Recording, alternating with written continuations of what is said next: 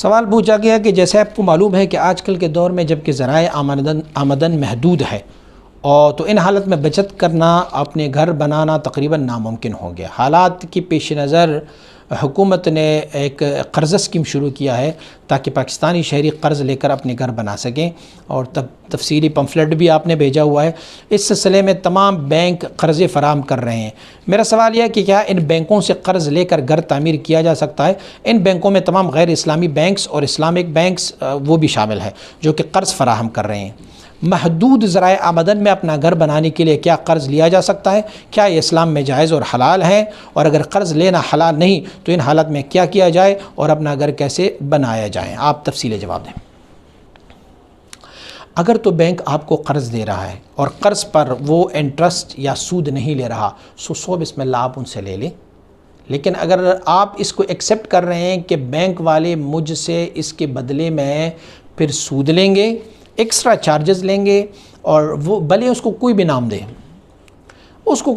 دے، لیکن جب آپ کو پیسوں کے ادھار پر وہ آپ سے انٹرسٹ لیں گے، کچھ آپ سے لیں گے ایکسٹرا پیسے، ایکسٹرا چارجز واپسی پہ آپ کو لیں گے، تو پھر وہ ناجائز ہے۔ اس کا ایک بہتر طریقہ یہ ہے، آپ بینک کو پیسے ادا کرتے جائیں گے، لیکن بینک کو کہیں کہ مجھے یہ گھر پسند ہے، بنا بنایا گھر ان سے لے لیں۔ بینک کو یہ کہیں میں یہ گھر لینا چاہتا ہوں اور میرے پاس پیسے نہیں ہیں، اسی لیے آپ مجھے یہ گھر خرید کر دیں۔ پھر بینک والے اس گھر کو خریدیں، 20 لاکھ میں بینک والوں نے گھر کو خریدا، وہ آپ کو قسط بنا کے دیں کہ آپ نے 10 سالوں میں مجھے 30 لاکھ روپے دینے ہیں بینک والوں نے۔ تو اس صورت میں چونکہ جنس تبدیل ہوگا، پیسے کے اوپر پیسہ نہیں ہوگا، تو اس کی ایک جواز کی صورت نکلتی ہے۔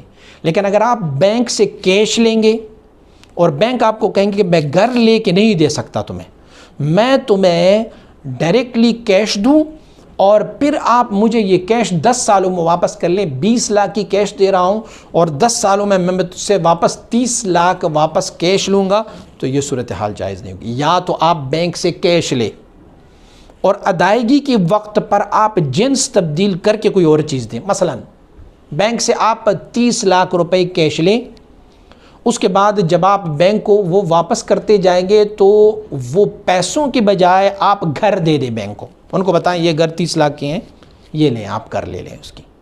تو اس صورتحال میں کوئی جواز کے پہلو نکلتے ہیں، بقیہ کوئی پہلو ایسا نہیں نکلتا کہ میں بینک سے کیش لوں 20 لاکھ گھر بنانے کے لیے اور اس کے بعد پھر مجھے یہ بتایا جائے کہ 10 سال بعد 5 سال بعد آپ نے مجھے 30 لاکھ واپس کرنے ہیں، تو یہ انٹرسٹ ہے، یہ سود ہے، یہ کس صورت میں جائز نہیں ہے۔ اچھا، آپ نے کہا کہ ذرائع آمدن محدود ہے اور گھر بھی بنانا ہے، تو جب ذرائع آمدن محدود ہو تو گھر بنانا ضروری نہیں ہوتا۔ آپ کے پاس اگر کرائے کے گھر کے پیسے ہیں تو آپ کرایہ ادا کرتے جائیں گے، بجائے اس کے کہ آپ سود سے گھر بنائیں گے۔ اس سے بہتر یہ ہے کہ آپ بے گھر رہیں، آپ جھونپڑی میں رہیں، کم از کم حلال تو ہوگا۔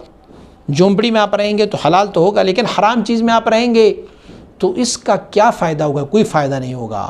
اور آپ نے سوال کے آخر میں لکھا ہوا ہے کہ اگر یہ قرض حلال نہیں ہے تو اس حالت میں کیا کیا جائے اور اپنا گھر کیسے بنایا جائے؟ تو اپنا گھر نہ بنایا جائے۔ دنیا جہان بھری پڑی ہوئی ہے، وہ حلال میں رہتے ہیں اور حرام سے بچ جاتے ہیں۔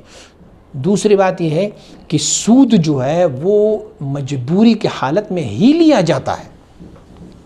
سود کی جب ایجاد ہوئی نا کہ اللہ رب العزت نے فرمایا حل اللہ البیع وحرم الربا، یہ ربا جو سود کی بنیاد ڈالی گئی ہے یہ بھی مجبوری کے تحت ہی ڈالی گئی۔ ایک بندہ اتنا مجبور ہوا کہ ان کے پاس کچھ بھی نہیں تھا، انہوں نے کسی سے سود پر پیسہ، مالداروں نے ان کی مجبوری کا فائدہ اٹھا کے ان کو سود پر پیسے دیے۔ بھئی ایک بندے کے پاس گھر بنانے کے لیے پیسہ ہو تو ان کو کیا ضرورت ہے بینک سے سود پر پیسہ لینے کی؟ ضرورت تو نہیں ہے نا۔ تو یہ سود ایجاد ہی ہوا ہے مجبوری کے تحت، تو اسی لیے سود کسی بھی صورت میں جائز نہیں ہے، بھلے مجبوری ہو یا غیر مجبوری ہو۔ تو جو میں نے آپ کو طریقے بتائے، اگر اس طریقے کے مطابق آپ کو بینک دے رہے ہیں تو ٹھیک ہے آپ لے لیں، وگرنہ بصورت دیگر جھونپڑی میں رہا کریں۔ حلال تو ہوگا نا، چھت بھی نہ ہو لیکن حلال تو ہوگا نا، بالکل آسمان تلے بیٹھ جائیں حلال تو ہوگا نا۔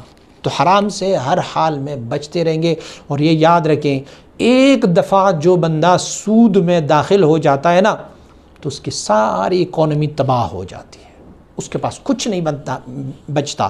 یا آپ مت سوچیں کہ میں سود پر پیسہ لے کے گھر بناؤں گا تو اس گھر سے میں کوئی خیر لوں گا، نہیں، زندگی بھر آپ وہ سود دیتے رہیں گے، آپ کے مال سے وہ حلال اور برکت سارا کچھ نکل جائے گا، ختم ہو جائے گا بالکل۔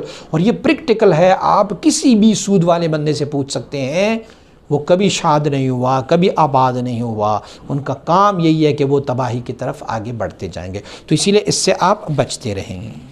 مولایا سلم سلم دائما